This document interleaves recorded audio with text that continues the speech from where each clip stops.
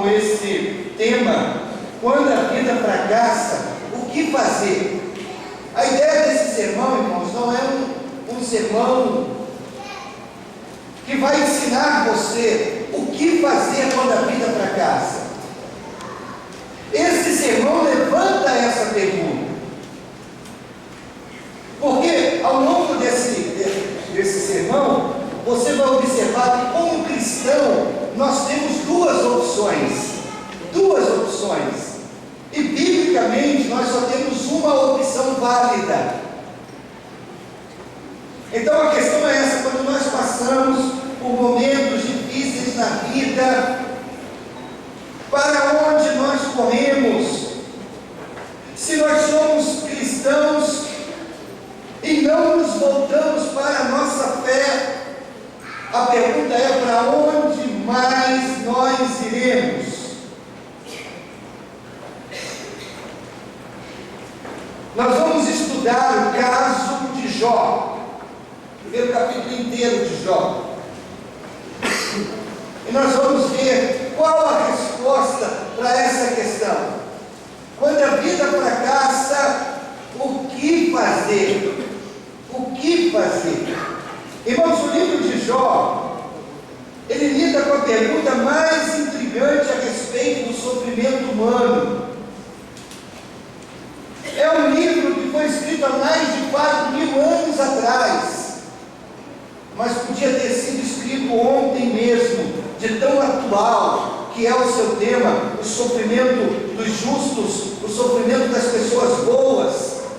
A maior parte do livro de Jó é poesia e tem sido chamado corretamente de o maior poema em toda a história humana. Alguém afirmou que por trás do livro de Jó existe um selo inequívoco de um gênio incomum.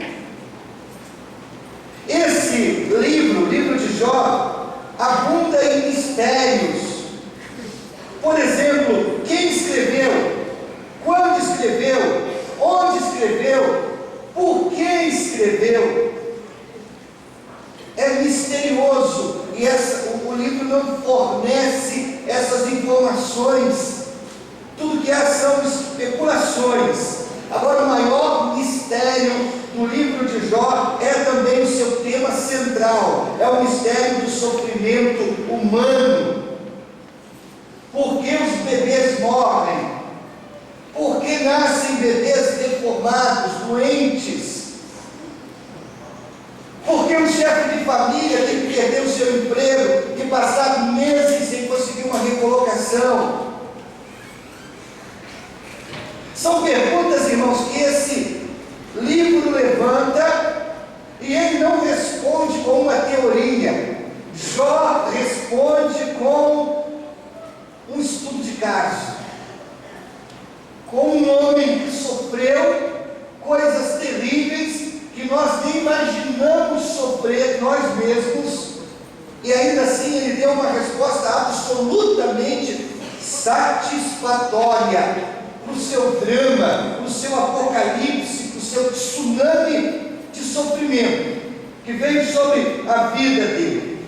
Quem é Jó? Os primeiros 5 versículos desse livro nos trazem 3 coisas sobre quem era esse homem chamado Jó. Em primeiro lugar, Jó era um homem íntegro. Jó capítulo 1, versículo 1 diz assim: na terra de Uz vivia um homem chamado Jó, era homem íntegro e justo, temia a Deus, evitava fazer o mal. 4 coisas se diz sobre o caráter de Jó: ele era íntegro, justo, temia a Deus, evitava fazer o mal. Ele era um homem bom, íntegro, correto. Segunda coisa que o livro diz: ele era um homem rico. Diz aí os versículos 2 e 3: tinha ele 7 filhos e 3 filhas. Veja o que ele possuía: 7.000 ovelhas, 3.000 camelos, 500 juntas de boi, 500 jumentos. Tinha muita gente a seu serviço. Era o homem mais rico do Oriente. Então, o autor passa do do específico para o genérico. Ele vai descrevendo especificamente o que esse homem tem, e por fim ele conclui assim: era o homem mais rico do Oriente. Colocava Bill Gates no bolso. Nosso Eike Batista era troquinho para gastar na padaria, diante da riqueza de Jó. Ele era um homem rico. Terceiro, ele era um homem religioso. Os versículos 4 e 5 dizem assim: seus filhos costumavam dar banquetes em casa, um de cada vez, convidavam suas 3 irmãs para comerem, beberem com eles. Terminado o período de banquetes, Jó mandava chamá-los, fazia com que se purificassem. De madrugada ele oferecia um holocausto em favor de cada um deles, pois pensava: talvez os meus filhos tenham lá no íntimo pecado e amaldiçoado a Deus.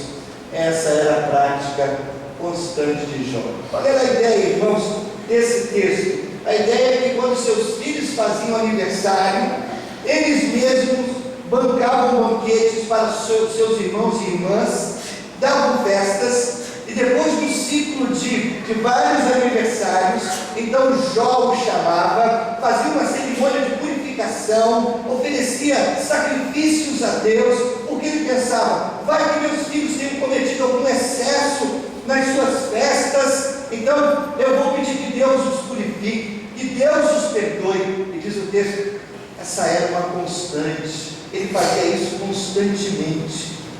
Agora, irmãos, preste atenção.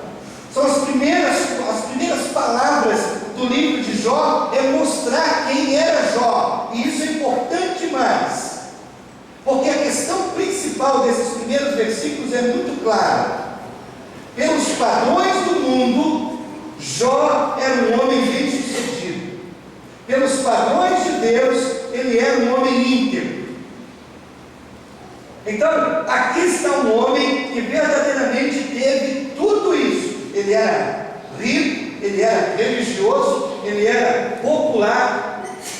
Você não poderia encontrar uma pessoa sequer que pudesse falar mal de Jó, porque ele era íntegro.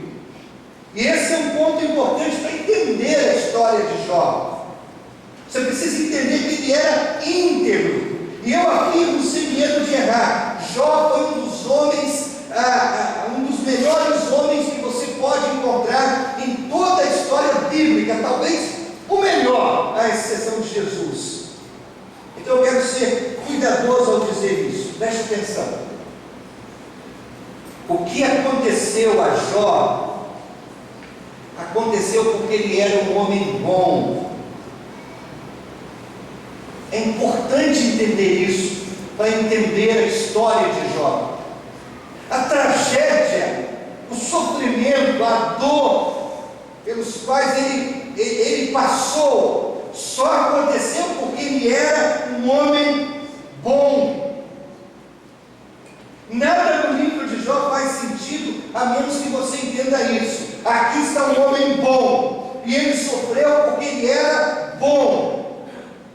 Jó é um estudo de caso do sofrimento do íntegro, o sofrimento do homem bom. E tão difícil quanto possa ser entender isso, foi que a integridade de Jó, a prosperidade de Jó, foram a causa do seu enorme sofrimento.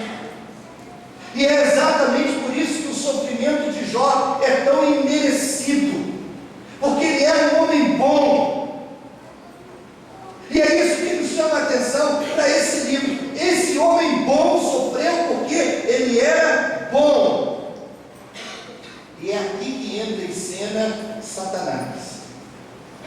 Os primeiros versículos dizem quem é Jó, e agora a cena muda e entra em cena esse personagem, Satanás. Versículos 6 e 7 dizem assim: certo dia os anjos vieram apresentar-se ao Senhor, e Satanás também veio com eles. O Senhor disse a Satanás: de onde você veio? Satanás respondeu ao Senhor: de perambular pela terra e andar por ela. Esse personagem nessa história, Satanás, Jó nunca soube e Deus nunca lhe disse que era Satanás quem estava por trás dos sofrimentos de Jó. Mas o escritor do livro, ele nos permite olhar por trás das cortinas divinas e entender o que acontecia nesse drama. E a conversa entre Satanás e Deus se desenrola, e no versículo 8 diz: então o Senhor a Satanás: reparou em meu servo Jó? Não há ninguém na terra como ele, irrepreensível, íntegro, homem que teme a Deus e evita o mal. Agora, irmãos, preste atenção nisso, nessa conversa de Deus com Satanás e de Satanás com Deus. Porque Satanás estava por trás do sofrimento de Jó, mas Deus estava por trás de Satanás. É estranho dizer e pensar isso, mas essa é a grande verdade. Atrás do sofrimento está Satanás, e atrás de Satanás está Deus. É por isso que, quando você lê o livro de Jó, você não o encontra reclamando de Satanás. Jó reclama de Deus. Jó pleiteia com Deus. Ele nunca acusa Satanás, porque Satanás não é a questão, irmãos. Deus é a questão. Eu fico pasmo quando muitas igrejas e muitos bons cristãos estão tão preocupados com Satanás, esquecendo que por trás de todas as coisas, até mesmo por trás de Satanás, está Deus. Satanás não é a questão, irmãos, a questão é Deus. O versículo 8 é como se Deus estivesse dizendo: muito bem, Satanás, você está procurando por um homem bom, então eu quero falar a respeito de Jó. Olha, Satanás, Jó para mim é o padrinho do noivo que eu tenho. E tem uma coisa: eu não penso que você seja capaz de vencê-lo. É Deus quem introduz Jó na sua conversa com Satanás. É Deus quem levanta a pessoa de Jó. É Deus quem mostra quem é Jó e ainda o desafia o inimigo de nossas almas. Aí no versículo 9 nós temos a pergunta-chave do livro: será que Jó não tem razões para temer a Deus? Respondeu Satanás. Olha, observe bem essa conversa. Satanás questiona: será que Jó não tem razões para temer a Deus? O que o diabo está dizendo? O diabo está acusando Deus de subornar Jó para Jó o adorar. É isso que o diabo está fazendo. O diabo está dizendo para Deus: olha, tudo bem, ele é irrepreensível, ele te respeita, mas o Senhor também o subornou. O Senhor lhe deu fartura de bens, o Senhor lhe deu uma família grande, o Senhor o protege, o livra de todos os males. Claro, quem não vai te adorar assim? Versículo 10, Satanás ainda aprofunda essa acusação, dizendo assim: acaso não puseste uma cerca em volta dele? Olha, Deus, tudo bem, você está dizendo que Jó é irrepreensível, mas o Senhor o cercou de mimos, o cercou de brinquedinhos. Como um homem assim não vai te adorar? Irmão, Satanás está dizendo que era como se entre Deus e Jó houvesse um acordo ou um contrato do tipo que diz: eu serei bom, o Senhor vai me abençoar; eu serei fiel e o Senhor vai me dar prosperidade. Sabe o que eu entendi nas palavras de Satanás aqui, irmãos? Que essa é a versão do Velho Testamento da prosperidade, da teologia da prosperidade. É a versão do Velho Testamento da teologia da prosperidade. E sabe onde nasceu essa teologia, irmãos? Não foi com Deus, foi com Satanás. Satanás está atacando os motivos da fidelidade de Jó a Deus, porque o Senhor lhe deu mimos. É por isso que ele é irrepreensível. Então ele é fiel e o Senhor o cobre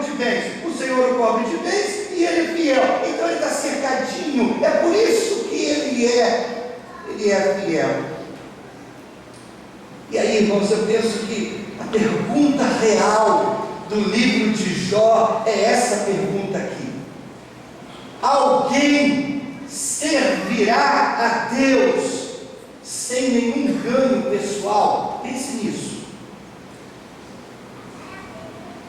Alguém servirá ao Senhor sem nenhum lucro?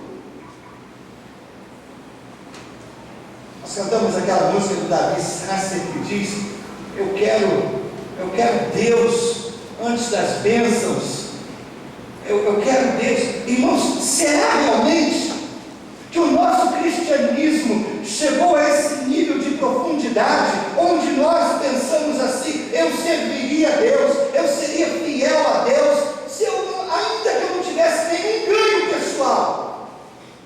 Será, irmãos, que nós estamos aqui nessa manhã com esse sentimento no nosso coração, de que ainda que Deus não abençoasse minha vida com nada, eu ainda seria fiel? Porque, irmãos, é isso que o acusador das nossas almas está dizendo aqui, que nós somos fiéis porque nós somos abençoados, e não o contrário. E aí essa é a grande questão que esse livro levanta. Se você não recebesse nenhuma dádiva, nenhuma bênção de Deus, ainda assim você serviria a Deus?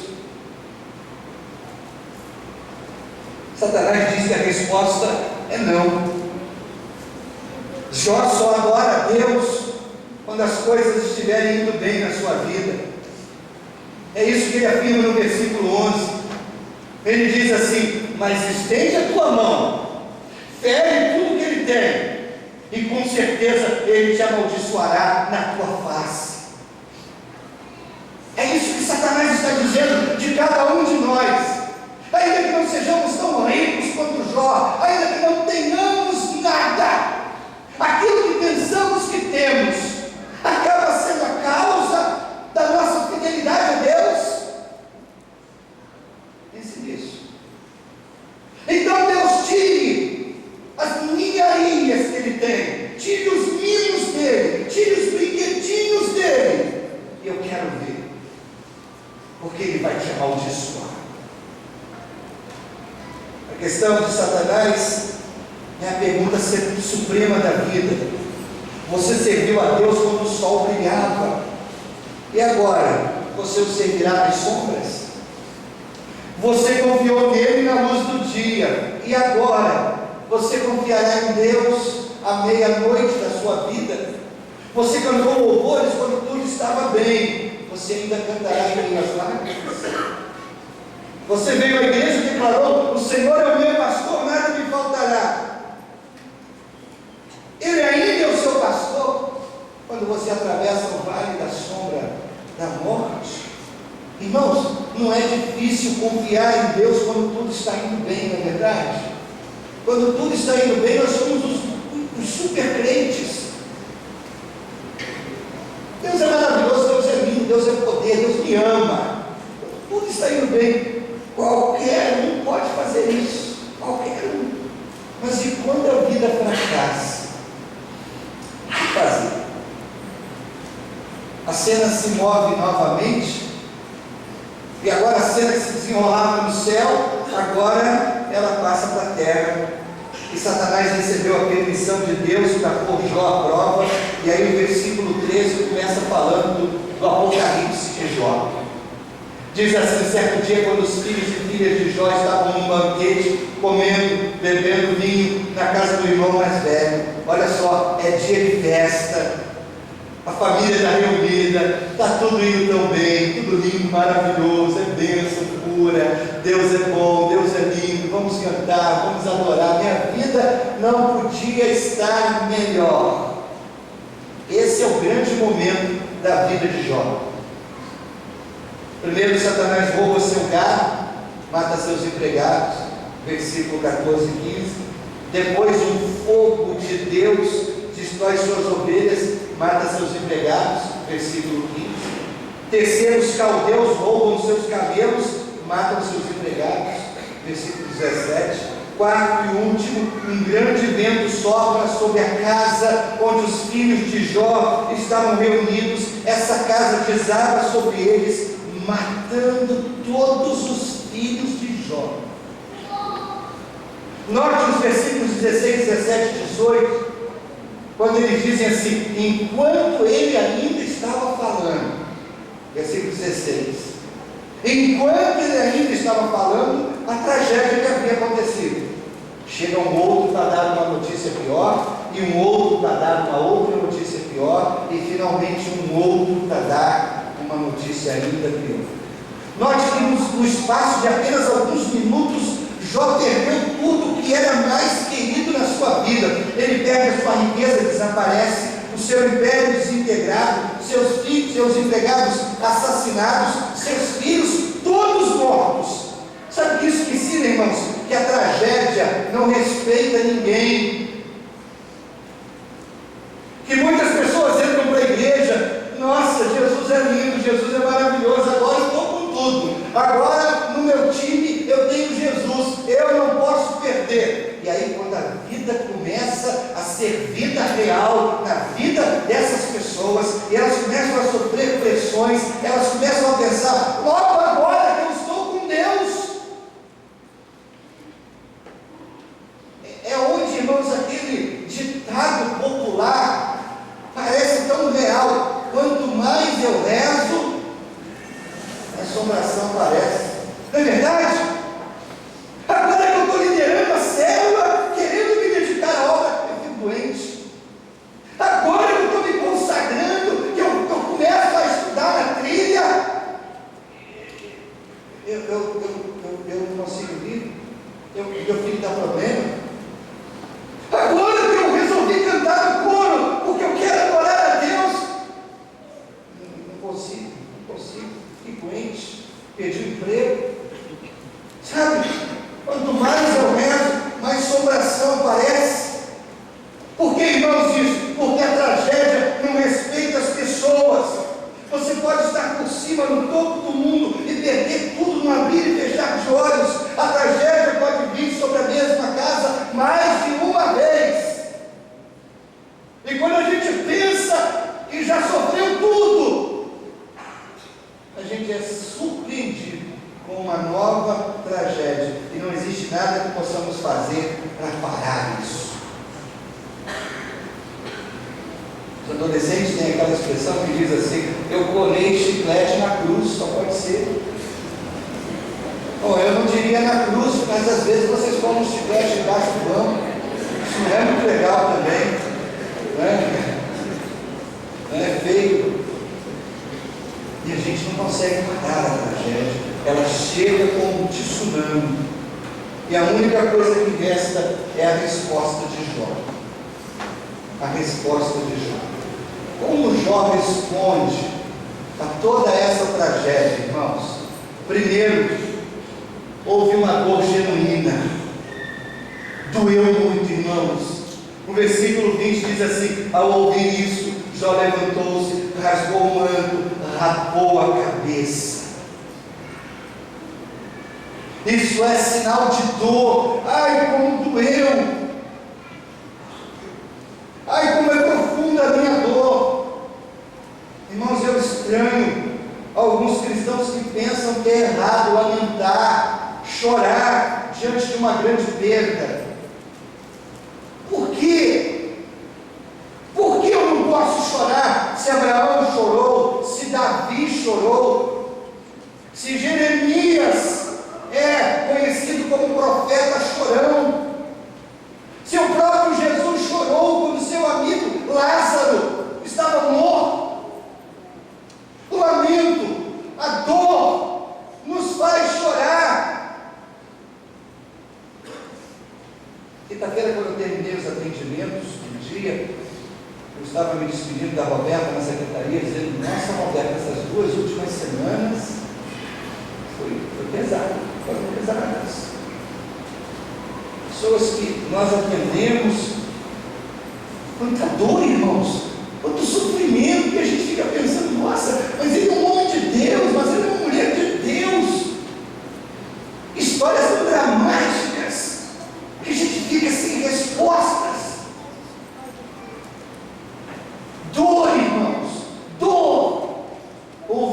Claro que houve. Segundo, houve uma adoração sincera, porque diz que ele lamentou, né? Rasgou a roupa, rapou a cabeça, mas em seguida ele prostrou-se rosto em terra em adoração. Irmãos, aqui está a resposta, a grande resposta do homem de fé diante da tragédia inexplicável. Ele lamenta, mas em seguida ele adora. É isso que faz a diferença entre o cristão e o mundo. O mundo lamenta, nós lamentamos. O mundo se revolta, nós adoramos. Você entende? É isso que Jó está demonstrando aqui. Houve dor, claro que houve choro, claro que houve, mas também houve adoração sincera. Terceiro, houve fé profunda.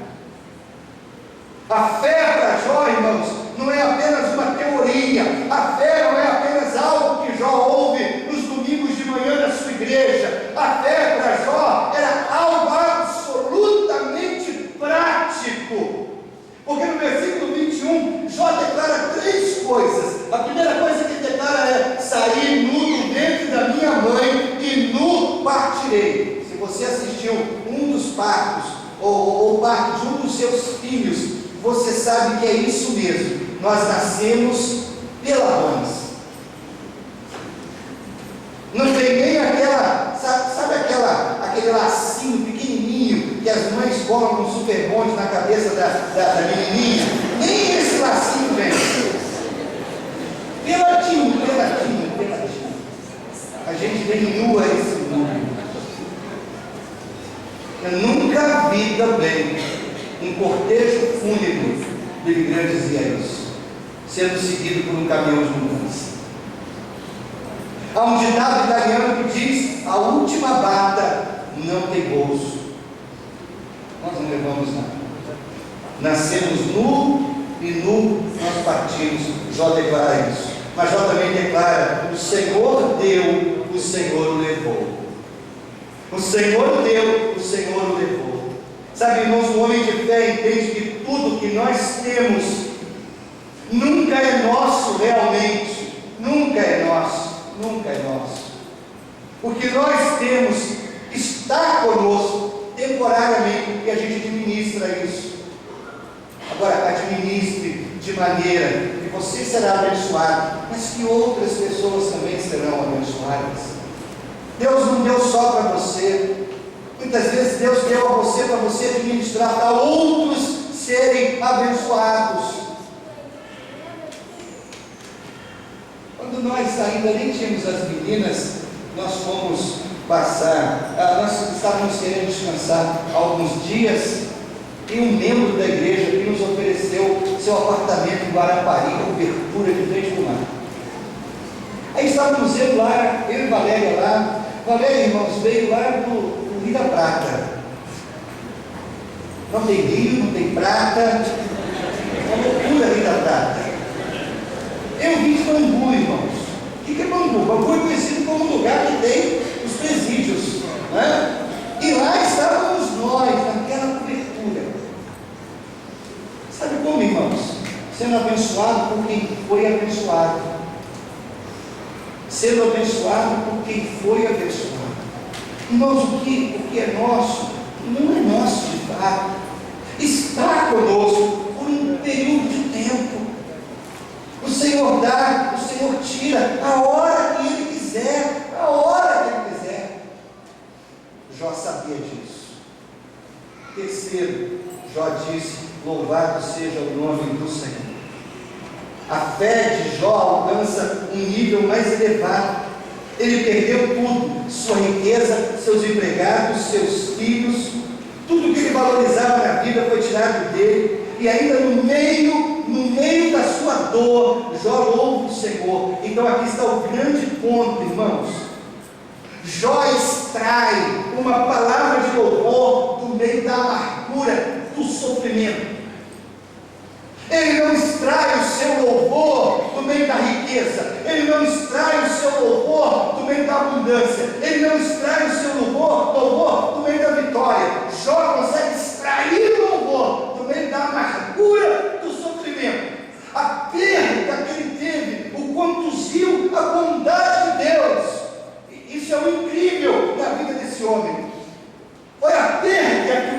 a Deus, foi a perda que fez com que ele visse ainda muito mais a bondade de Deus.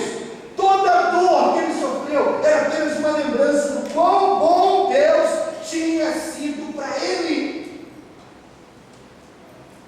Você consegue entender isso? Porque é isso que Deus espera de cada um de nós. E se não chegamos lá ainda, é porque nós somos imaturos. E se somos imaturos, é porque nós não buscamos crescer. Porque o verdadeiro discípulo reage dessa maneira. E aí, quando nós chegamos ao final do capítulo 1, lá no versículo 22, há uma linda palavra a respeito de Jó, que diz assim: em tudo isso, Jó não pecou e não culpou a Deus de coisa alguma. Ele permanece fiel a Deus. Ele não perguntou a Deus: por que Deus? Ele não acusou Deus de não amá-lo. Eu acho que Deus não me ama. Eu acho que Deus está com algum problema comigo.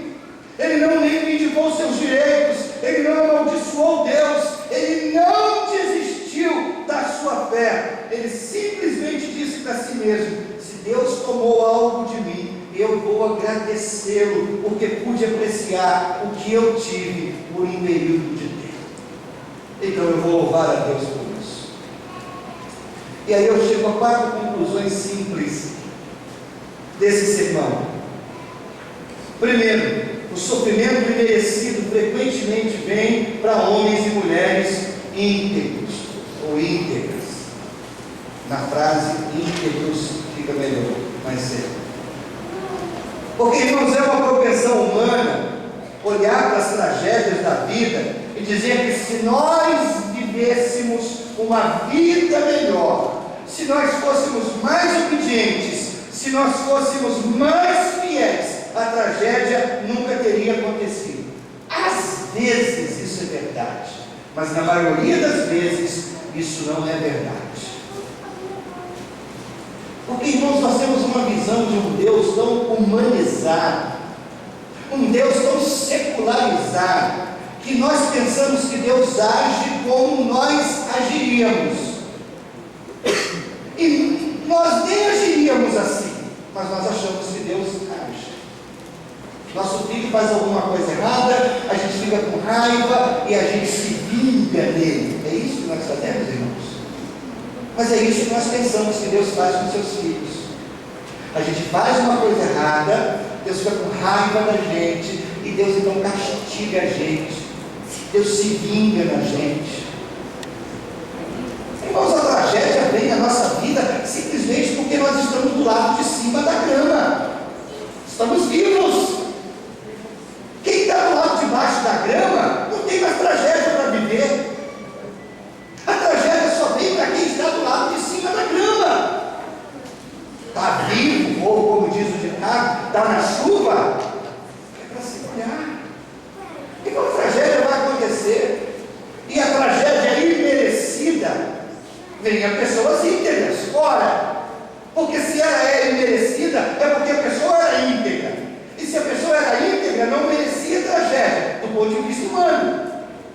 Mas os vírus estão soltos por aí, as bactérias estão soltas por aí, e quando eu me converti, não tomei nenhuma vacina anti-doença, anti-demissão, anti-problemas familiares. Estamos do lado de cima da grama e vamos sofrer tudo que uma pessoa viva sofre. Então eu fico pensando, se você tivesse vivido, fosse mais fiel, mais obediente, essa tragédia não teria acontecido. Deus não é tão mesquinho assim. Segunda conclusão: Deus é a fonte, Deus é o dono de tudo que você tem. Tudo que você tem é de Deus. Deus é a fonte. Deus tem direito absoluto de tomar de você o que Ele quer. Sua casa, claro que Deus tem. Seu trabalho, claro. Seu futuro, lógico. Sua saúde também é de Deus. Seus filhos, por incrível que pareça, também são de Deus. Eu penso que os pais nunca deveriam se cuidar dos filhos, fato da vida vai acontecer com algumas pessoas. Porque Deus é a fonte, Deus é o dono de tudo que você tem. Terceira conclusão: suas lutas pessoais se relacionam ao propósito de Deus para a sua vida. Irmãos, se isso não for verdade, a Bíblia não é verdade. Se você não crer nisso, eventualmente você vai desviar da fé. As lutas que você vive, elas estão relacionadas com o propósito de Deus para a sua vida. Elas não são por acaso. Elas não aconteceram e pegaram Deus de surpresa. Deus já sabia que isso ia acontecer na sua vida. E Deus pode tomar a tragédia e usar para abençoar a sua vida. Não sei como, mas Ele sabe. Você entende isso? Se você não crê que as suas lutas, seus dramas, suas dores servem a um propósito divino, então, meu querido, você está a um passo de se desviar da fé. Porque ou a gente acredita que Deus tem controle sobre todas as coisas, até mesmo sobre as nossas tragédias, dores, lutas, problemas, ou então Ele não é Deus. Quarto e último: as lutas da vida são projetadas para conduzir você mais para perto de Deus. O grande propósito bíblico das lutas da vida não é levar você a perguntar por que isso aconteceu comigo. Não é. Essa não é a pergunta. Existe uma pergunta mais profunda, e a pergunta é essa: agora que isso aconteceu na minha vida, eu vou permanecer fiel a Deus? Essa é a grande pergunta. A pergunta não é por quê, e muitas vezes a pergunta não é nem para quê. A pergunta é: agora que isso aconteceu, eu vou permanecer fiel? Eu vou permanecer fiel? Um pastor estava dando um seminário onde ele afirmava que Deus é amor, e não importa quantas coisas ruins nos aconteçam na vida, todo cristão deveria louvar a Deus, porque Deus é amor. E aí, num dos intervalos daquele seminário, um homem veio falar com o pastor na frente de muitas pessoas, e o homem disse para o pastor, amistosamente, mas disse: pastor, eu não consigo concordar com você. Eu não consigo concordar quando você diz sobre louvar a Deus no meio do mal e do sofrimento. E ele continuou a dizer o que muitas pessoas secretamente pensam e sentem no seu coração. Ele diz: pastor, eu não creio que quando você perde alguém que você ama, ou você tem um diagnóstico ruim, ou você perde o seu trabalho, e você deveria louvar a Deus. Eu não creio nisso. E aí, depois de um breve silêncio, o pastor simplesmente respondeu: bem, qual é a alternativa? Qual é a alternativa? Meu querido, eu não penso que você precise ter medo da vida. Claro que não, lógico que não. Os nossos corações são muito frágeis, eles vão se partir muitas e muitas vezes ao longo da vida, porque existem lugares onde a estrada é muito íngreme, e que muitas e muitas vezes você vai se sentir muito sozinho. Mas creia, você tem um Deus maravilhoso, que ama você. Quando a vida fracassa, o que fazer? Se revoltar contra Deus e contra o céu? No meio das nossas lágrimas, nós temos uma alternativa melhor. Nós podemos confiar que o mesmo Deus que trouxe você até aqui é fiel para levar você até o portão da sua casa final. Quando a vida fracassa, o que fazer? A nossa melhor alternativa é continuar confiando Deus, seguir em frente, apesar da vida, seguir vivendo, apesar da vida. Pegue a sua cabeça, feche seus olhos, principalmente o Senhor da igreja, e também o Senhor das nossas vidas.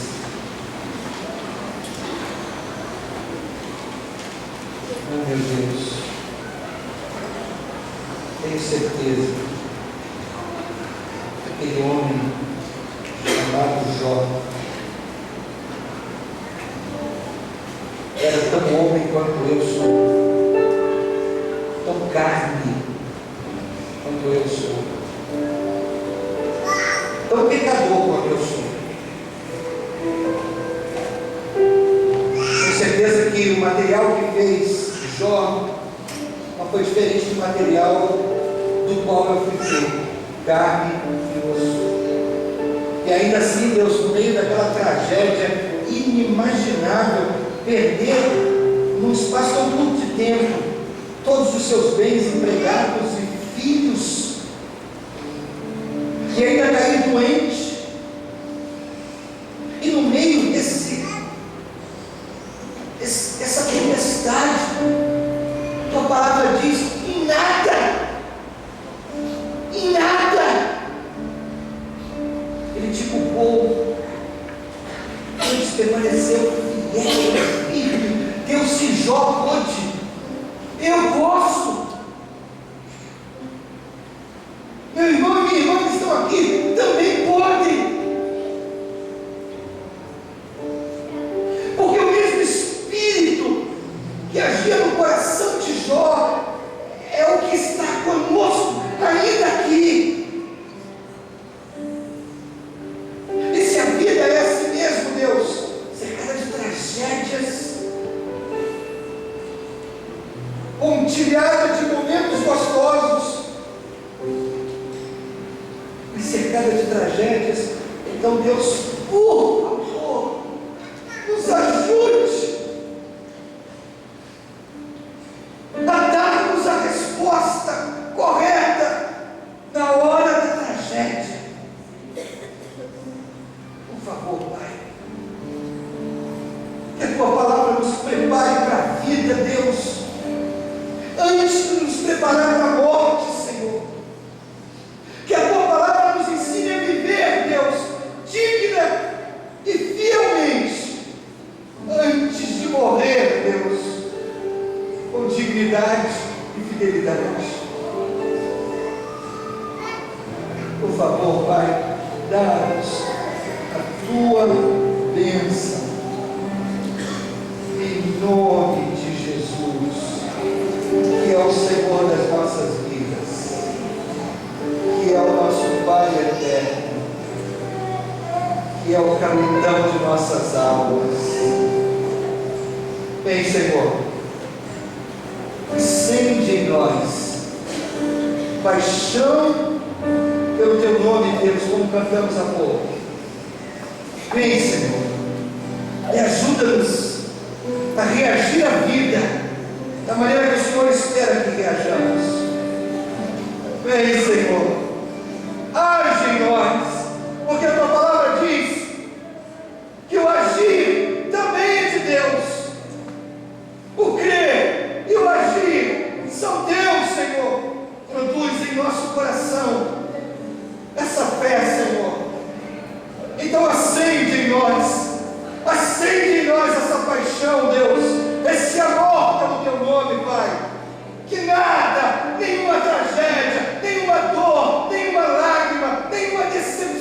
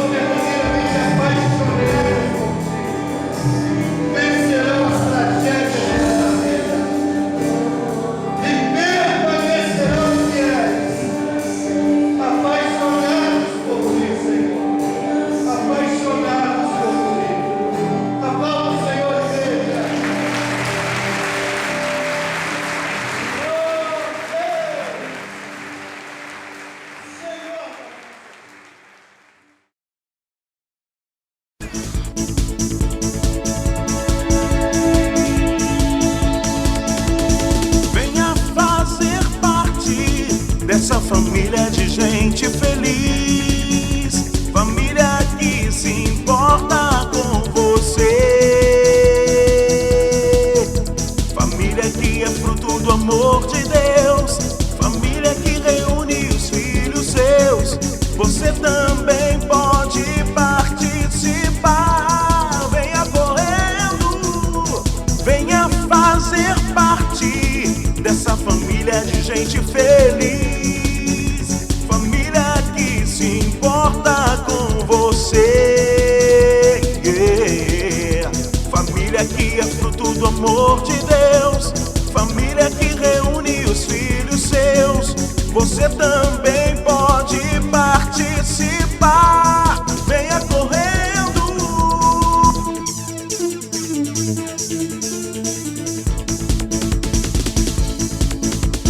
Venha fazer parte dessa família de gente feliz, família que se importa com você, família que é fruto do amor de Deus, família que reúne os filhos seus. Você também pode participar. Venha correndo, venha fazer parte dessa família de gente feliz, família que se importa com você, família que é fruto do amor de Deus, família que reúne os filhos seus. Você também pode participar. Venha correndo.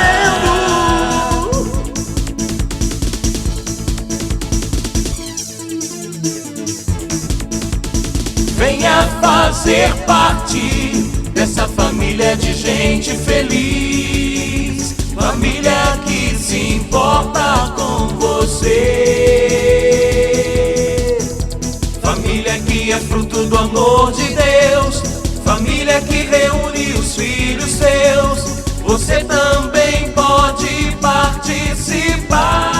Venha correndo pra família de gente feliz, pra família de gente feliz.